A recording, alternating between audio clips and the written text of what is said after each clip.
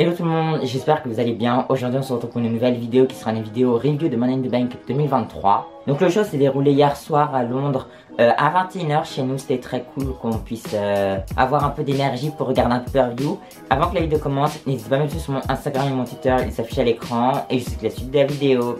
Donc tout d'abord la note globale du show, je dirais, je sais pas. Je mets 8,5 sur 10 parce qu'en fait j'étais un peu déçu sur la durée de certains matchs, même s'ils étaient plutôt très bons. Mais je vais en reparler plus en détail dans la vidéo. Donc le premier match c'était le Money in the Bank masculin. Donc c'était vraiment un super combat. Je vais vous dire ma note tout de suite. Je pense déjà je vais mettre les notes sur 5. Je mets 4,5. Non. Si je mets 4,5 sur 5. Je mets 4,5 sur 5. J'ai pas préparé mes notes, je vous l'ai dit un peu comme ça, mais voilà. J'ai beaucoup aimé, donc les participants étaient Nakamura, Butch, Santos Escobar, Damian Priest, Ricochet, LA Knight et Logan Paul. La plus grosse entrée c'était celle de LA Knight, bien sûr, avec le public qui était à fond. Franchement, ils ont tout fait dans ce combat pour nous faire croire que LA Knight il allait gagner. Surtout à la fin, je vais pas en parler dans l'ordre du combat, mais à la fin, quand il enlève tout le monde, quand il élimine un peu tout le monde, genre il fait son finisher, il vire tout le monde du ring pour qu'il puisse aller chercher la mallette tranquillement. Il y a Damian Priest qui arrive. Bon, on sait tous que Damian Priest il a gagné le Money in the Bank. Moi ça me va Damian Priest, c'était Damian Priest ou LA Knight de toute façon. J'ai une préférence pour LA Knight, mais que ça soit Damian Priest, peu importe, c'est cool quand même. J'ai vraiment adoré ce combat, juste quelques trucs où ça m'a fait peur. Genre quand Ricochet Logan Paul, vous savez, il traversait deux tables. Les pieds de Logan Paul étaient sur la deuxième corde et ils ont fait le coup. Moi ça m'a surpris parce que d'habitude les superstars quand ils veulent faire leur coup là, enfin je sais pas, il se met sur la troisième corde, il fait un truc quoi. Il était sur la deuxième corde, ils sont arrivés la tête la première, bref c'était super impressionnant. Je pensais que Logan Paul, moi il allait être sorti du match, que je me dis le mec il est arrivé comme ça sur les tables et tout, mais aucun souci. Bref, c'était vraiment un super combat, beaucoup de bons spots. J'aimerais aussi parler des graphismes du show là. J'ai trouvé ça trop beau parce qu'en fait on en parle jamais, mais moi c'est super important tout ce qui est stage et tout. Là Money in the Bank, le logo comme ça et tout, enfin moi j'ai bien aimé les graphiques et tout, toute l'ambiance de cette arène et tout, j'ai vraiment bien kiffé. Deuxième match, le match pour les titres par équipe féminin, je mets 3,5 sur 5. Déjà j'avais un petit souci concernant les gears des catcheuses. Ronda et Shayna qui sont pas associées. Enfin peut-être c'était un truc d'un manga ou je sais pas quoi. Un truc parce que j'ai vu un tweet, quelqu'un qui disait Ronda Rousey elle s'est habillée en je sais plus qui là. Bref, peut-être que ça s'associait leur de tenue à Shayna et Ronda. Mais déjà c'était même pas la même couleur. Pareil pour Raquel et Liv. En fait j'avais peur quand j'ai vu Raquel arriver, elle avait déjà sa tenue jaune qu'elles ont déjà portée. Je me suis dit putain, elles sont même pas changées. Mais en fait si Liv elle s'est changée, elle a une autre tenue, c'était un peu Londres. Enfin c'était un truc de Londres en fait. Bref, j'ai bien aimé ce combat, c'était assez rythmé. Je m'attendais un petit peu mieux, mais c'était vraiment très bien dans le ring, j'ai trouvé. Je pensais vraiment que Shayna et Ronda allaient avoir un règne super dominant, sauf qu'en fait leur équipe est déjà finie parce que Ronda et Shayna, parce que Liv et Raquel elles sont devenues championnes par équipe, parce que Shayna Baszler a attaqué Ronda et moi j'étais choquée hein, parce que en fait à la base je pensais que Shayna s'était trompée. Je me suis dit oh putain mais elle est trop bête parce que elle voulait attaquer je sais plus qui, il y avait quelqu'un, Ronda et je crois que c'était Liv Morgan ou Raquel, je sais plus, elles étaient super proches. Je me suis dit putain elle s'est trompée, elle a pas attaqué la bonne personne. Sauf après continuer, je me suis dit qu'est-ce que c'est que ça. Et Ronda Shayna, ça peut vraiment être une super rivalité la semaine dernière. Il faut savoir que j'ai regardé des vidéos 2K22 de matchs entre Ronda Rousey et Shayna Baszler, parce que dans 2K23 entre Ronda Rousey et Shayna Baszler, parce qu'en fait je voulais trop voir leur combat. Merci de m'avoir écouté parce que le match va arriver bientôt.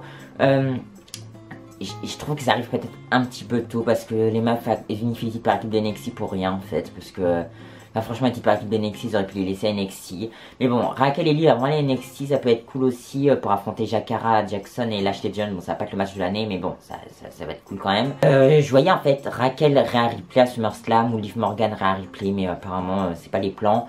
Parce qu'elles sont toutes les deux championnes par équipe. Mais j'ai encore un autre truc à dire, c'est que ça fait beaucoup de matchs féminins sur la carte de SummerSlam, parce que on aura la défense au titre de Rhea Ripley. On sait même pas face à qui, mais je pense que ça va défendre quand même. Le triple menace pour le titre WWE. Ronda Rousey et Shayna Baszler. Trish contre Becky. Enfin peut-être les titres par équipe féminins. Enfin ça fait beaucoup. Mais moi ça me va. Mais peut-être je pense qu'ils vont peut-être faire par exemple un match avec un Fatal 4-1, un truc comme ça. Raw pour être changeuse numéro 1 au titre de Rhea.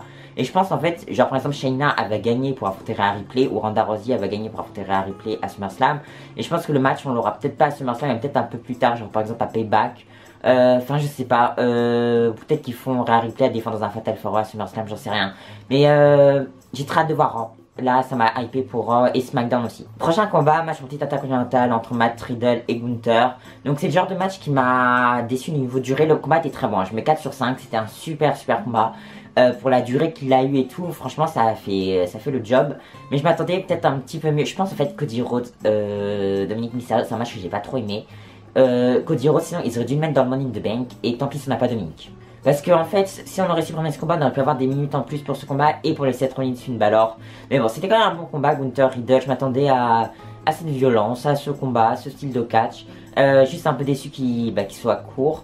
Mais c'était un super combat, Gunther a conservé le titre. Et de toute façon, il y avait une histoire. Le combat, il devait pas être forcément très long parce que il y avait une histoire en fait. C'était en mode, ils ont blessé Riddle pendant toutes les semaines à Raw. Là, Gunther, il a attaqué son pied. Enfin, c'est totalement logique que ce match ne soit pas si long en fait. Et on va parler de l'après-combat qui est Drew McIntyre qui fait son retour pour affronter Gunther à SummerSlam. Je suis très hype pour ce combat, mais j'ai juste un souci parce que je me demande pourquoi en fait Drew n'a pas été affronté Seth Rollins. Parce qu'en fait je vois pas face à qui Seth Rollins je vois pas qui va affronter Seth Rollins à SummerSlam. Soit ils refont une revanche avec Finn Balor, soit ils font un triple menace en mode Damian Priest qui cache sa mallette à SummerSlam et pas en surprise il l'annonce et du coup on a Seth Rollins, Damian Priest ou Seth Rollins, Finn Balor. Enfin bref, je sais pas, je suis un peu perdu. Vraiment j'ai hâte de Raw pour avoir des idées un peu plus claires pour SummerSlam. Bref, Drew McIntyre qui confronte Gunther, ça va être très cool leur combat du coup à SummerSlam. J'aimerais beaucoup voir Drew McIntyre champion parce que j'adore le règne de Gunther. Mais si on peut avoir Drew qui bat Gunther, ça serait cool. Mais le problème c'est qu'en fait, il va battre Gunther un mois et quelques semaines avant qu'il puisse être le plus long champion intercontinental de tous les temps, je crois, Gunther. Mais ça serait un peu débile de le faire perdre quelques semaines avant ce record. Mais bon, moi j'ai vraiment envie de voir Drew McIntyre champion. Et ça va faire un gros programme pour le titre intercontinental. Et vraiment ça m'a fait du bien quand Drew McIntyre est revenu. Il m'avait trop manqué ce gars. Donc je suis super content. Prochain combat c'est le Cody Rhodes Dominic Mysterio. Franchement je mets 3 ou je mets 2,75, je sais pas. Je mets 3 parce qu'il y a Cody, c'est un de mes catcheurs bref. Mais en fait j'étais un peu en fait le pay-per-view je l'ai kiffé hein, mais il y avait beaucoup de trucs bien, entre le Money in the Bank, la trahison en Grand China. Ça se trouve ça a choqué personne, hein, mais moi ça m'a fou. Ensuite il y avait quoi? Il y avait le retour de Drew McIntyre. Et là on enchaîne avec Cody Rhodes Dominic. Franchement je commençais un peu à... Enfin je voulais me calmer un peu quoi, ça faisait beaucoup d'émotions d'un coup. Le combat était pas mauvais et tout. C'est juste, franchement, voilà, j'ai pas grand chose à dire. Donc, Cody Rhodes il a gagné. Enfin, je sais pourquoi en fait ça m'a pas plu à la fin surtout. Parce qu'ils ont mis ce combat. Moi je sais que Brock Lesnar allait revenir. Mais Brock Lesnar il était même pas venu. Il est même pas venu attaquer Cody Rhodes. C'est quoi ça? Ils ont fait ce combat pour rien, franchement. Voilà. Je pense que Brock il aurait dû venir à la fin. Ensuite, on a eu John Cena qui a fait son retour. Enfin, qui a fait son retour, il a fait juste une apparence. Là, moi je vous dis, hein, ça faisait beaucoup de choses déjà dans le pay-per-view. Et là, il y avait déjà une rumeur qui sortait quelques heures avant le show en mode il y aurait un Grayson Waller effect dans le show. Je me suis dit, c'est. Enfin, moi j'y croyais pas. Ça, je me suis dit, c'est faux de toute façon. Là, on a John Cena qui arrive. Moi j'étais waouh.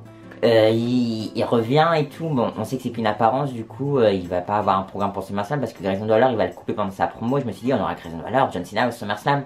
Mais pas du tout. Donc, je veux pas parler. Enfin, c'était sympa à voir, mais bon, c'était pas un truc. Enfin, ça va rien avancer quoi. C'était juste en mode il annonce WrestleMania à Londres. Bon, c'est très important. Il annonce WrestleMania à Londres. Grayson Waller qui dit non, on va faire WrestleMania en Australie. Bref. Après, Grayson Waller a attaqué John Cena ou John Cena a attaqué Grayson Waller en premier. Puis il y a eu le finisher de John Cena et puis il est parti et tout s'est bien terminé. C'était très cool et très fun. Très content qu'il y ait pas eu de rumeurs sur cette apparence de John Cena. C'était vraiment une grosse surprise. Très cool. Money in the Bank féminin. Je mets aussi 4,5 sur 5. J'avais un petit peu peur. En fait, c'était au début du match. Déjà, j'ai trouvé un peu lent. Je me suis dit, oh là, ça va être la cata. Mais finalement, après, c'était super cool. Il y avait plein de rivalités dans ce match. Enfin, moi, j'ai vraiment kiffé. Déjà, je veux parler des entrées. Bayley. Qui se fait introduire en tant que membre du Judgment Day, c'était très drôle. Bon, c'est que c'est une erreur, mais bon, c'était sympa quand même. Trish, j'ai adoré sa tenue. Pareil avec Becky. Becky, ça ressemblait un peu à celle qu'elle a eu l'année dernière, Money in the Bank en plus, je crois, je sais plus trop. Il y avait une tenue que j'avais kiffé. Zelina Vega, elle était trop belle, Zelina Vega. Ses cheveux en violet et tout, c'était magnifique. Zelina Vega qui a fait un gros spot dans Money in the Bank en faisant son finisher, le code red, je crois c'était sur Zoe Stark et Zoe qui avait la tête bloquée dans l'échelle. Franchement c'était assez impressionnant. Les menottes dans le match, c'était très cool. Et surtout Io Sky qui gagne la mallette Money in the Bank. Je me suis dit, ils nous ont pas donné les Knights, ils vont au moins nous donner Io Sky. Je vous avoue que je préfère voir Io Sky avec la mallette parce qu'Ellie Knight, je pense qu'il peut être champion du monde sans la mallette. Hein. Io Sky aussi, elle peut être championne du monde sans la mallette. Mais je voulais voir Io Sky, je me donnais une œil Damien Priest, ils vont pas nous donner quelqu'un d'autre. Moi, c'est soit Io, soit Trish. Parce que Trish, de toute façon, elle aurait raté son cash-in, mais j'aurais été content de voir Trish avec la mallette. Donc Io est devenue Miss Money in the Bank et c'était assez surprenant parce que dans la conférence de presse, il y a Io et Bayley qui sont venus. Et Bayley a dit ouais, on a gagné toutes les deux et tout, j'espère qu'on va pas cacher sur le titre par équipe.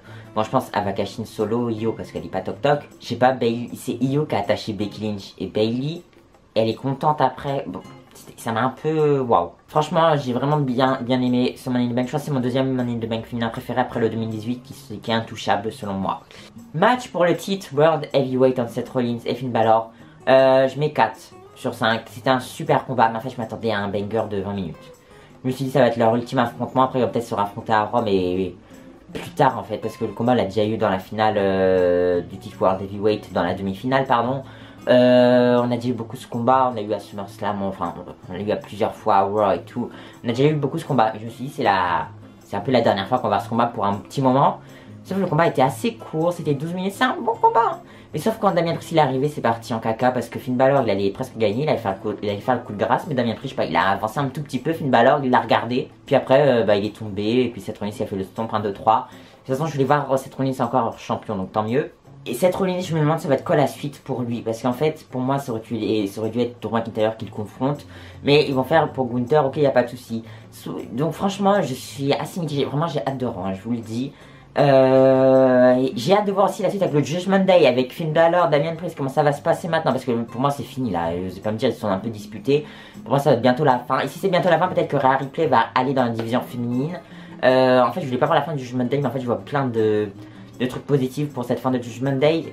Mais enfin je sais pas, j'ai hâte de voir la suite, franchement j'ai hâte juste de voir la suite. Enfin le main event, la Bloodline Civil War. Donc Roman Reigns est solo contre les Usos. Donc on a vu juste avant le match, on a vu Kevin Owens et Sami Zayn qui étaient dans le public, qui a regardé le combat. Franchement le combat, en ça j'ai pas très bien aimé le combat. Mais enfin je vais m'expliquer. Déjà le combat était lent au début, mais j'ai trouvé ça lent. Déjà il était presque minuit, je commençais à fatiguer parce que je vous dis hein, le show on avait vécu beaucoup de choses. Je me suis dit ça va être un match, enfin je m'attendais un peu, vous savez le Kevin Owens Sami Zayn contre Solo et Roman à Night of Champions.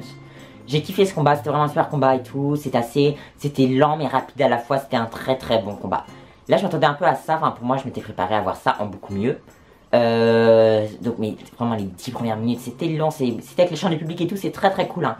Il y a eu 4 coups de catch, il y a eu 4 prises à tout casser hein. Franchement c'était lent. Après ça commençait un petit peu à s'accélérer, après j'ai bien aimé. Je mets 4,75. Non, je peux pas mettre 5 parce que franchement il y a des moments je m'ennuyais vraiment. Mais c'était vraiment super génial quand ça commençait à être bien en fait. On va parler de la fin. Roman Reigns, déjà il s'énervait pendant tout le combat et tout, c'était vraiment très fun. Et Jey Uso qui pin Roman Reigns. Moi je pensais qu'il allait se dégager, enfin comme d'habitude. Déjà il y a plein de moments dans le combat, je me suis dit bah c'est fini, genre le spear, il y a eu quoi d'autre comme coup, il y a eu plein de coups, je me suis dit bah c'est fini pour les Usos, mais là à chaque fois ils se dégageaient. Et là quand il pin Roman Reigns, je me suis dit putain mais enfin il se fait battre. Enfin on aura plus Baron Corbin qui se vante de ça parce que franchement c'est bon, je préfère que ce soit Jey Uso qui se vante d'avoir pin Roman Reigns. Maintenant bah on sait que ça sera Jey Uso, Roman Reigns et SummerSlam. Franchement si ça peut être la fin de Roman Reigns à SummerSlam ça serait cool parce que là toute l'histoire est bien faite et tout. Je vois pas pourquoi après il devrait conserver face à Jey Uso, il va faire quoi après. Les Usos ils vont faire quoi, ils vont aller dans la division tag comme ça, enfin bref. Non pour moi Jey Uso il doit battre Roman Reigns du coup à SummerSlam. Enfin à chaque fois je dis ça, j'ai dit Cody doit battre Roman Reigns, Drew McIntyre doit battre Roman Reigns. Mais bon je pense que ça ne va pas arriver comme d'habitude. Mais juste quand il a piné Roman Reigns je me suis dit pour moi c'était irréel. Et après quand Roman Reigns s'est énervé après le combat, on voyait il était énervé, ça c'était trop bien. Du coup là c'est la fin de cette vidéo, j'espère qu'elle vous aura plu. N'hésitez pas à liker, commenter, partager et abonnez-vous. N'hésitez pas à me dire en commentaire ce que vous avez pensé du show. Et donc bah moi je dis bye à une prochaine vidéo, bye.